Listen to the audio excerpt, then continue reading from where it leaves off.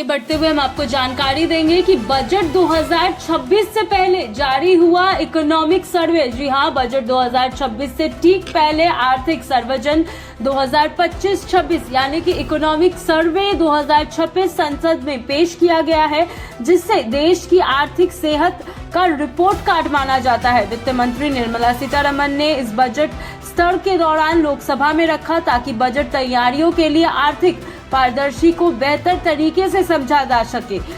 इस रिपोर्ट में पिछले वित्तीय वर्ष में भारत की आर्थिक गतिविधियां, ग्रोथ, महंगाई, रोजगार, निवेश, सोशल सेक्टर और वैश्विक परिदृष्टि के बारे में विस्तृत विश्लेषण किया गया है। सर्वे में यह भी संकेत दिया गया है कि भारत आर्थिक अनिश्चितताओं के बावजूद आगे बढ़ रहा है और अगले वित्तीय वर्ष 2027 में जीडीपी ग्रोथ 6.8% से 7.2% के बीच रहने का अनुमान है। रिपोर्ट में घरेलू मांग, निवेश और सरकारी राजकोषीय अनुशासन से मजबूत बताया गया है। आर्थिक सर्वे भारत के विश्व की सबसे तेजी से बढ़ती प्रमुख अर्थव्यवस्था के रूप में स्थान देता है और इसके कई प्रमुख संकेतों का सीधा असर बजट 2026 के फैसलों पर देखने को मिल सकता है। तो वहीं आपको 10 बड़ी हाइलाइट्स बता दें जो बजट 2026 से जुड़ी हुई है। भारत की जीडीपी ग्रोथ मजबूत हो चुकी है। जी हाँ,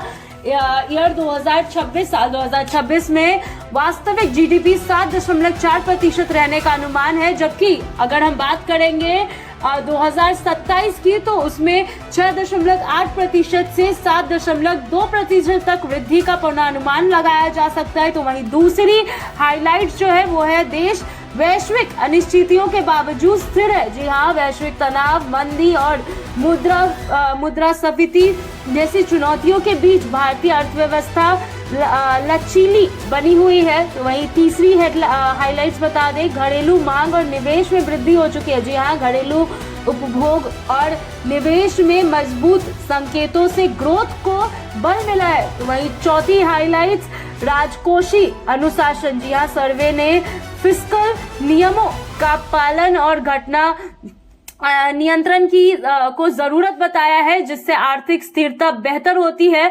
तो वहीं पांचवी हाइलाइट है टैक्स पेयर संख्या में वृद्धि।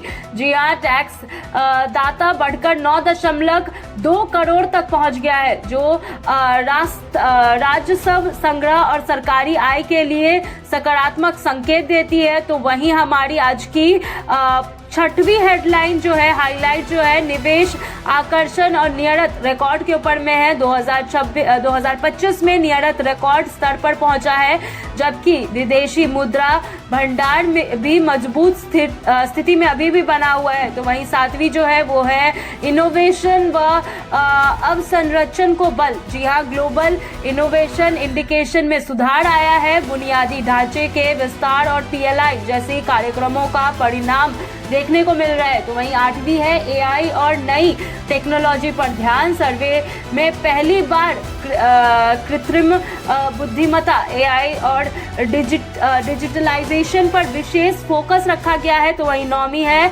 सामाजिक सेक्टर में प्रगति, शिक्षा, स्वास्थ्य सुधार, रोजगार संरक्षण और सामाजिक सुरक्षा योजनाओं पर ध्यान केंद्रित किया गया है। तो वहीं 10वीं और आखिरी जो हाईलाइट है वो है लचीला आर्थिक ढांचा। जी हाँ, सर्वे ने भारत की अर्थव्यवस्था को फोर्ट्रेस इकोनॉमी के रूप में वर्णित किया गया है, जो वैश्विक वोलेटिलिटी के बावजूद स्थिर है।